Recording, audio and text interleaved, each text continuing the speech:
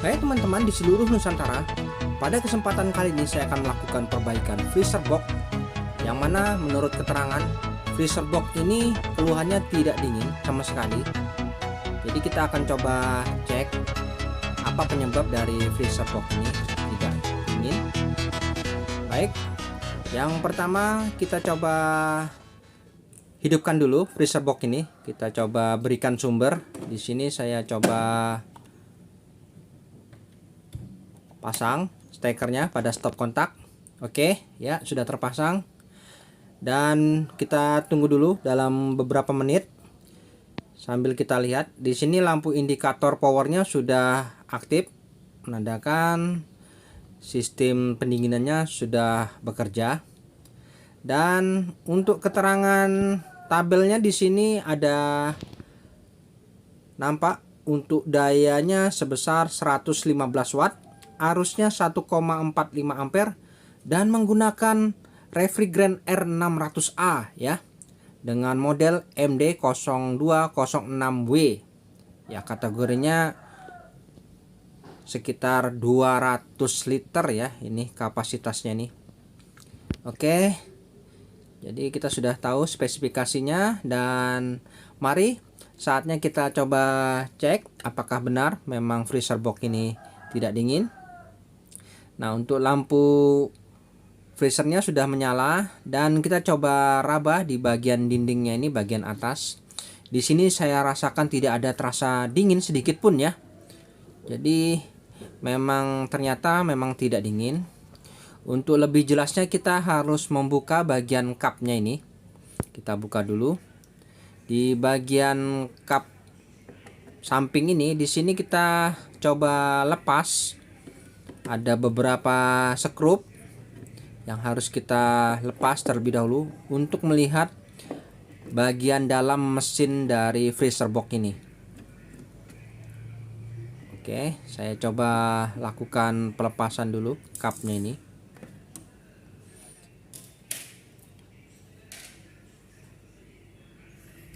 Oke, sudah terlepas dan di sini nampak untuk dapur pacunya. Saya coba rasakan mesin kompresornya ini seperti mendengung saja ya, tidak aktif. Mesin kompresornya sangat kecil dan di sini ada keterangan untuk tipenya adalah KIDI 75Y dan kategorinya adalah 1/6 PK+. Nah, jadi untuk mesin kompresornya menggunakan 1/6 PK+ ya. Baik, saya coba cek dan tunggu dulu bagaimana. Sepertinya mesin kompresornya ini mendengung saja, tidak aktif. Dan untuk lebih pastinya saya akan coba sambil lepas dulu. Kita bisa lihat di sini ada PTC relay dan overload. Nah, kita coba dengarkan dulu apakah overloadnya ini akan protect, dan apabila terdengar protect maka sudah dapat kesimpulannya ya. Oke ya, ternyata untuk overloadnya protect tadi, jadi menandakan bahwa mesin kompresor ini cekat atau ngejim ya. Jadi untuk mesin kompresornya cekat. Baik, kita cabut dulu sumbernya.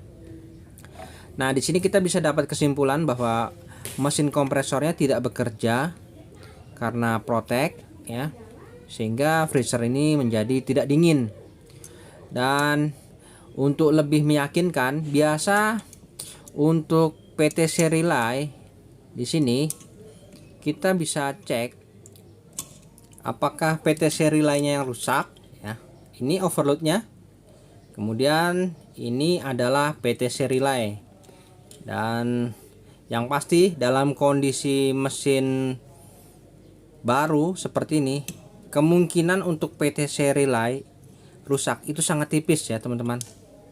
Karena dilihat dari fisik ya, freezer ini terlihat masih baru. Jadi untuk kerusakan PTC relay itu kemungkinan tipis. Saya beranggapan bahwa sepertinya memang ada masalah di kompresor. Oke, Langsung saja saya akan coba tes apakah ada kandungan gas freon di pipa pengisian ini. Saya coba patahkan saja untuk memastikan apakah memang ada kandungan gas freon di pipa ini ya. Di sini ada keluar gas freonnya. Jadi menandakan bahwa untuk freezer ini tidak ada mengalami kebocoran sistem. Jadi untuk kondisi instalasi pipanya ini aman, tidak ada kebocoran. Dan mesin kompresor ini rusak mungkin karena faktor kebetulan voltase yang tidak stabil.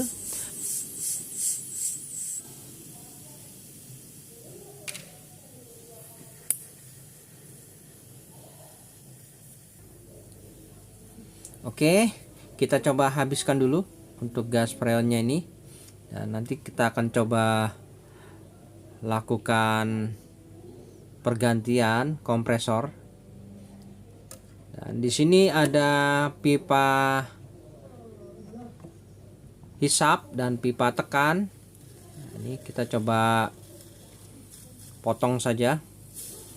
Kita harus pastikan untuk kandungan gas freonnya ini kita buang semua, jangan sampai ada yang tersisa. Oke, di sini saya potong dulu untuk pipa yang menuju ke jalur evaporator. Ya, di sini kandungan gas freonnya juga masih keluar. Kemudian untuk pipa kondensor, nah ini pipa tekannya saya potong juga. Ini kita pastikan semua ya, kita potong saja, tidak perlu kita las dulu karena sangat berisiko. Untuk jenis freon R600 ini sifatnya mudah terbakar. Oke, setelah itu kita coba lakukan pelepasan kompresor ini pada freezer box ini. Kita coba lepas. Di sini ada beberapa mur yang harus kita lepas. Ada 4 mur di sepatu kompresornya ini. Kita lepas dulu.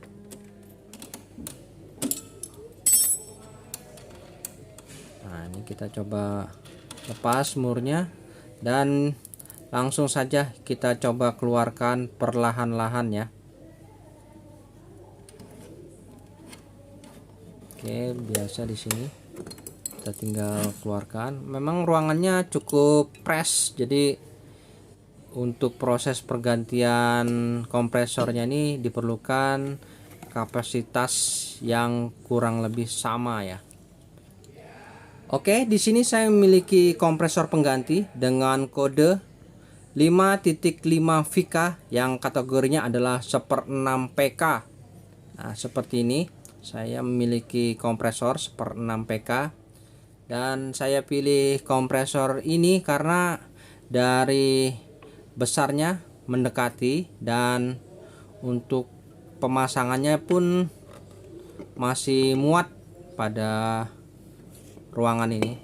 Jadi yang aslinya tadi 1/6 PK plus, namun mesin kompresornya sedikit lebih kecil, dan ini saya ganti dengan ukuran 1/6 PK yang ukurannya lebih besar sedikit ya dari aslinya. Dan kebetulan ruangannya cukup.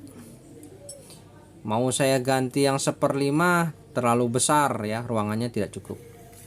Oke, selanjutnya di sini untuk PTC relay kita masih gunakan yang lama karena dari letak soketnya ini sama. Sedangkan untuk overload kita harus ganti ya, karena untuk kapasitas PK nya ini berbeda. Yang ini aslinya adalah 1/6 PK plus, sedangkan kompresor penggantinya ini adalah 1/6 PK. Jadi untuk overload saya menggunakan overload yang ada di kompresor pengganti ini ya, karena harus sesuai tidak bisa sembarangan dalam hal memasang overload ini ya. Dan untuk PTC relay di sini kita bisa ganti saja, karena untuk bentuk dari soketnya sama ya. Yang pasti di sini soketnya berada di sebelah sisi kiri ya, sama di sebelah kiri, dan ini juga sebelah kiri ya, sama-sama. Jadi kita masih gunakan PTC yang lama.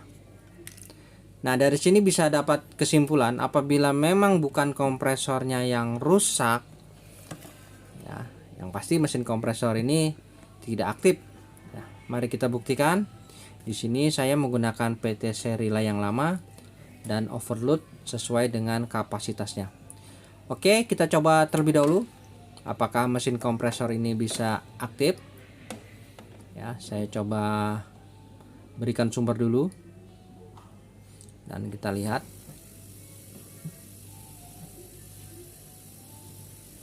Oke, mesin kompresor aktif ya. Di sini bisa kita rasakan untuk daya tekannya ini di pipa tekannya ini ya. Ada dorongan dan tekanannya cukup baik. Ya, oke ya, mantap. Jadi positif memang mesin kompresornya yang rusak dan kita sudah mengganti dengan kompresor yang baru. Oke, saya cabut dulu sumbernya. Dan selanjutnya kita akan coba melakukan proses penyambungan pipa-pipanya ini pada posisinya. Untuk pipa kondensor, pipa evaporator kita sambungkan semua, dan di sini saya akan coba pasangkan ventil pengisian pada pipa pengisiannya. Oke, dalam hal proses pemasangan pipa pengisian, di sini kita harus lakukan pengelasan. Ya, jadi kita harus lakukan pengelasan secara hati-hati. Dan di sini untuk pipa hisap dan pipa tekannya kita juga lakukan pengelasan dengan baik, dan pastikan jangan terjadi kebocoran di saat pengelasan. Oke, setelah selesai kita lakukan pengelasan, dan saatnya kita akan coba lakukan proses pemakuman. Dalam hal proses pemakuman, yang perlu kita perhatikan adalah sambungan-sambungan ini sudah baik dan benar ya. Selanjutnya kita akan coba lakukan proses pemakuman biasa menggunakan mesin vakum. Namun di sini saya menggunakan sistem vakum body, yang mana seperti biasa saya coba buat lubang pada filter dryer ini. Di sini saya coba buat lubang untuk saluran pembuangan udara. Nah, di sini saya coba tambahkan sedikit pipa kapiler dan akan saya buatkan lubang, kemudian pipa kapilernya akan saya pasang di sini sebagai pembuangan udara pada saat proses pemakuman. Oke, di sini saya coba lakukan pembuatan lubang sedikit saja, dan kita lakukan secara hati-hati. Oke, seperti ini ya lubangnya. Kemudian saya pasang pipa kapiler sedikit seperti ini. Oke, selanjutnya kita bisa lakukan pengelasan. Nah, di pipa kapiler ini.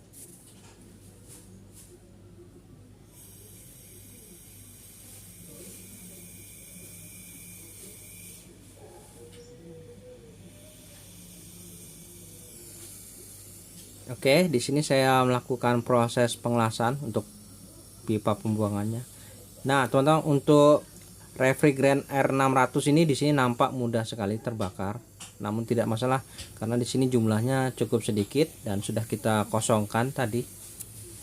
Oke, sudah selesai untuk pemberian pipa kapiler pada filter dryer.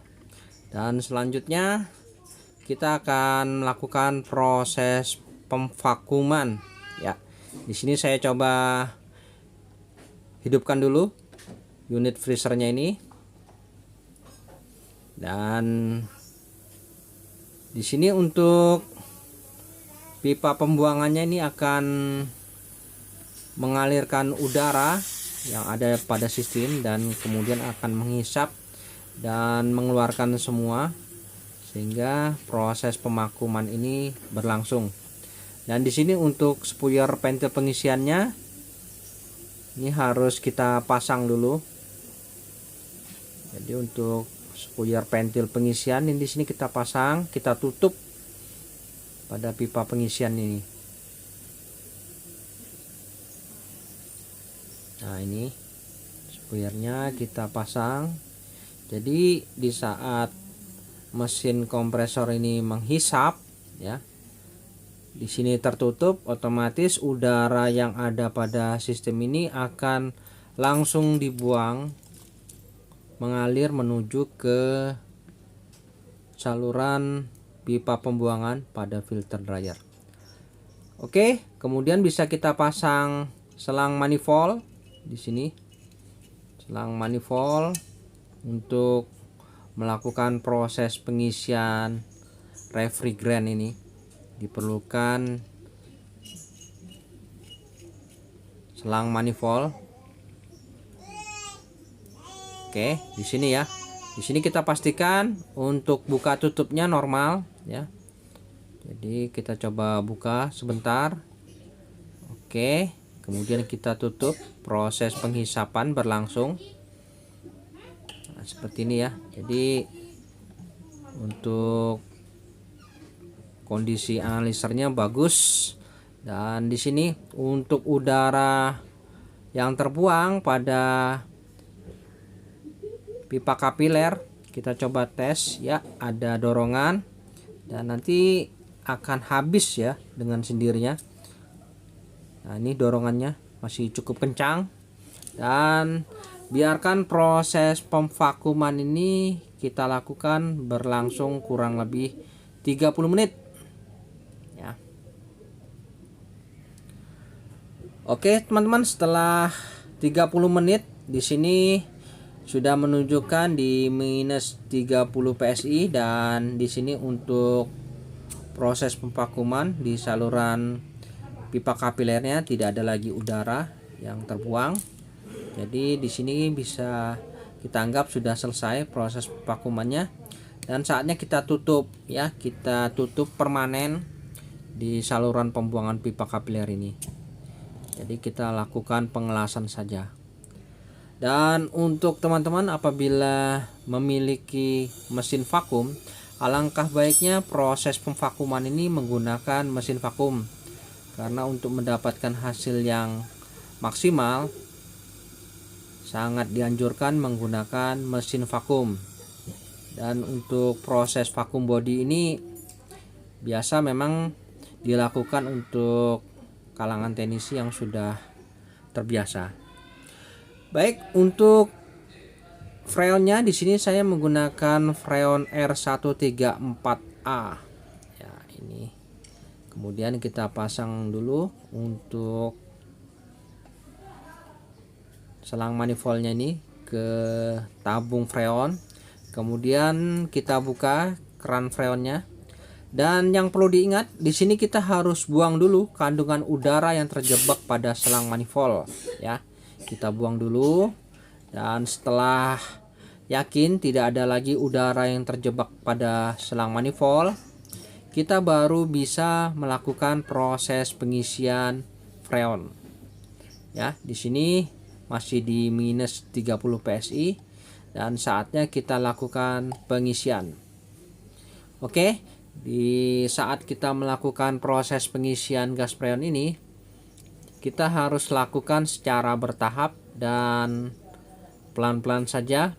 Pastikan sirkulasi gas freon pada sistem berjalan lancar.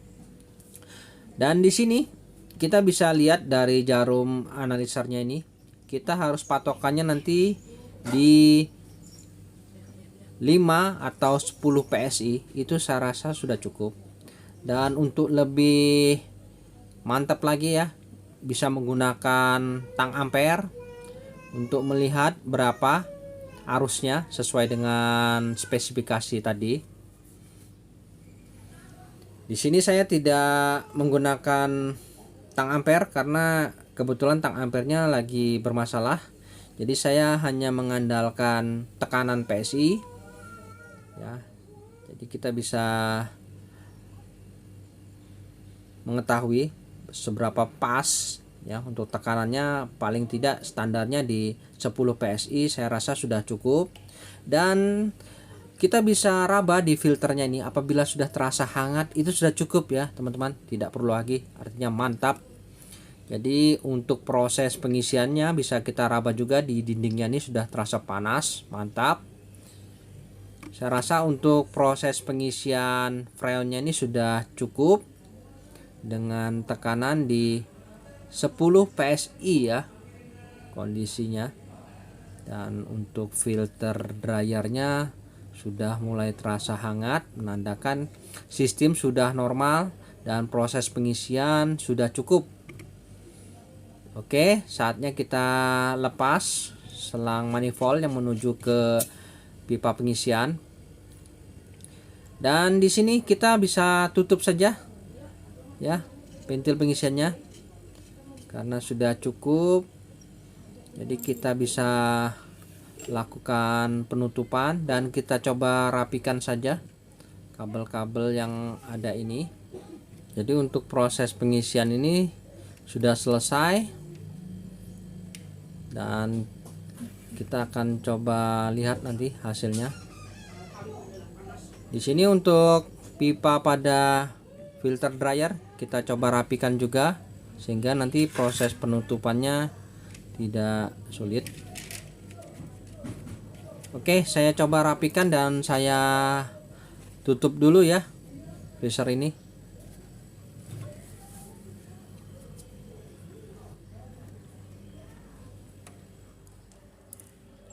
Oke, di sini untuk cup freezernya sudah saya lakukan penutupan dan nanti kita akan coba lihat hasilnya bagaimana dari kondisi freezer ini. Di sini saya coba raba, untuk dindingnya terasa panas. Kemudian untuk ruang freezernya coba saya rasakan. Oke, mantap ya. Di sini sudah terasa hawa dinginnya. Dan biarkan ini berlangsung. Nanti kita tes dalam beberapa hari, kita lihat hasilnya ya. Oke, kita biarkan saja dulu teman-teman. Baik teman-teman, setelah 3 hari kemudian saya coba lakukan pengecekan kembali bagaimana hasilnya. Di sini untuk proses pembekuannya sangat baik di bagian atas dan di bagian bawah juga terlihat sangat sempurna. Jadi freezer ini sudah bisa dipergunakan kembali. Baik teman-teman, sampai di sini dulu perjumpaan video saya dan kita akan ketemu lagi pada video-video saya selanjutnya. Sampai jumpa.